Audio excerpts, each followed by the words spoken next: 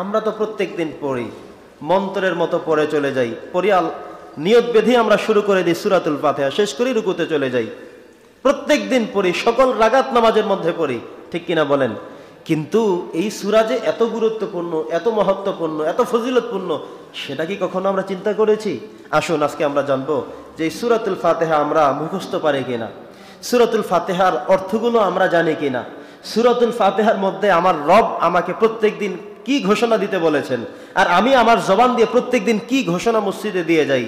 মসজিদে যে ঘোষণা আমি দিলাম, বাহিরে সেই ঘোষণা আমি রাখি কিনা, বাহিরে যা বলি মসজিদে এসে তা বলি কিনা, মসজিদে যা বলে বেড়াই বাহিরে গিয়ে সেই কথা ঠিক রাখি কিনা, জানা দরকার আছে না নাই? কথা বলেন, জানা দরকার আছে। সূরাতুল ফাতিহা এমন একটি গুরুত্বপূর্ণ সূরা, যেই সূরার অনেকগুলো কাজ আছে, অনেকগুলো কাজ আছে, অনেক কাজ আছে। আজকে আমরা সেখান থেকে কিছু জানবো ইনশাআল্লাহ। এই সূরার একটি নাম হলো সূরাতুশ শিফা। কি নাম? সূরাতুশ শিফা। শিফা মানে হলো রোগ মুক্তি। আপনি দেখবেন যে কোন হুজুরের কাছে যদি আপনি গিয়ে বলেন যে হুজুর আমার পেট ব্যথা করে একটু পানি পড়া দিয়ে দেন, বড় বড় ফিরসা হুজুরের কাছে গিয়ে হুজুর একটু ফু দিয়ে দেন, পেট ব্যথা মাথা ব্যথা বরকতের জন্য দেব, আমার ফসলে আমি ছিটবো, আমার বাচ্চাটা কান্নাকাটি করে একটু খাওয়াবো, একটু গায়ে ছিটে দিব, বলি কিনা? বলি। উনি কি পড়ে? উনি সূরাতুল ফাতিহা পড়ে ফু দেয়। কি পড়ে? সূরাতুল ফাতিহা। এই সূরার একটা নাম হলো সূরাতুশ শিফা, মানে হলো রোগ মুক্তির একটা দোয়া। উনি দেখবেন আলহামদুলিল্লাহ থেকে শুরু করে ওয়ালাদ-দাল্লিন আমিন বলে একটা ফু মেরে দেয়। আত্মবিশ্বাস রাখতে হবে যে এই সূরাতুল ফাতিহার নাম হলো সূরাতুশ শিফা। এটা রোগ মুক্ত করতে পারে, এটা এমন একটি সূরা যেটা রোগে আরোগ্য করে দেয়। সুবহানাল্লাহ পড়েন। তাহলে আপনিও যদি আত্মবিশ্বাস, ভক্তি, শ্রদ্ধা সবকিছু রেখে সূরাতুল ফাতিহা পড়ে পানির মধ্যে ফু দিয়ে খেয়ে ফেলেন, অথবা একটা বাচ্চা কান্নাকাটি করে, আপনি এই মুহূর্তে কোনো হুজুর খুঁজে পাবেন না, আপনি শুধুমাত্র ভক্তি, শ্রদ্ধা, বিশ্বাস সবকিছু রেখে সূরাতুল ফাতিহা পড়ে ফু দিবেন। যদি আপনার বিশ্বাস ঠিক থাকে, আল্লাহ তাআলা তাকে সাথে সাথে কান্না বন্ধ করে ভালো করে দিবেন। সুবহানাল্লাহ। থাকতে হবে ভক্তি, শ্রদ্ধা, বিশ্বাস যে সূরাতুল ফাতিহা পড়ে ফু দিলে আল্লাহ ভালো করতে পারেন, আল্লাহ ভালো করেন, এই বিশ্বাস রাখতে হবে। এবং আপনার উপরে আপনার বিশ্বাস থাকতে হবে যে আমি ফু দিলে আল্লাহ ভালো করবেন, আমি ইমানদার মানুষ, আমি নামাজি মানুষ, ঠিক কিনা বলেন? ভাইরা আমার, বন্ধুরা আমার, সূরাতুল ফাতিহা এমন এক গুরুত্বপূর্ণ সূরা, নবী করিম সাল্লাল্লাহু আলাইহি সাল্লাম সাহাবা আজমাইনদেরকে শিখিয়ে দিলেন, তোমরা সূরাতুল ফাতিহা তেলাওয়াত করে অসুস্থ মানুষকে ঝাড়ফুঁক করলে সাথে সাথে ভালো হয়ে যাবে।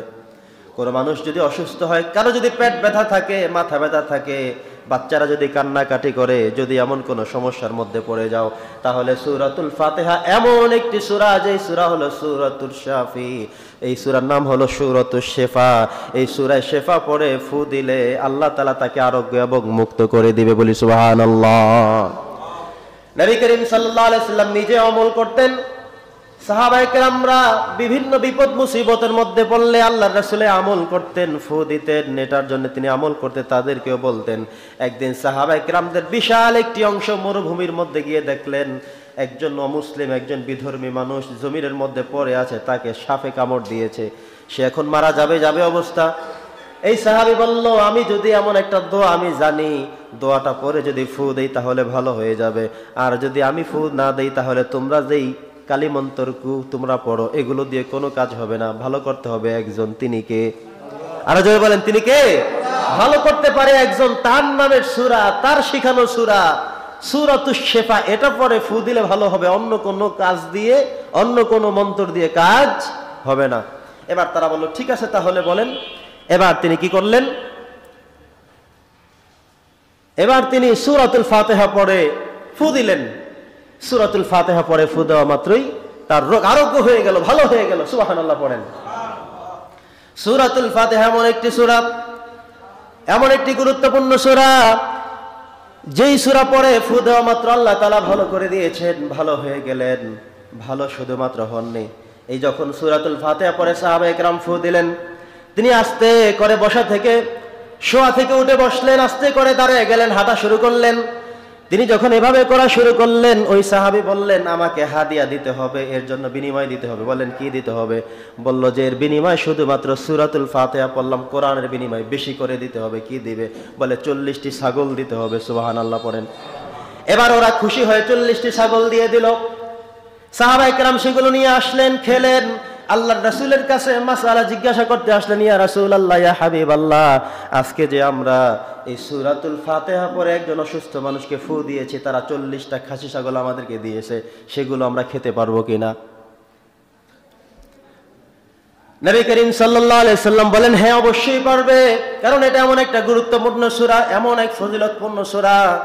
এই সূরা পড়ে ফু দেওয়ার কারণে নবী করিম সাল্লাল্লাহু আলাইহি সাল্লাম ফতোয়া দিয়ে দিলেন যে অবশ্যই অবশ্যই পারবে, অবশ্যই পারবে, অবশ্যই পারবে। তোমরা যে খাসিগুলো নিয়েছো ভালো হয়েছে, তোমরা কোরআনের মান, কোরআনের সম্মান, কোরআনের ইজ্জতকে বাড়িয়ে দিয়েছো বলে আল্লাহু আকবার।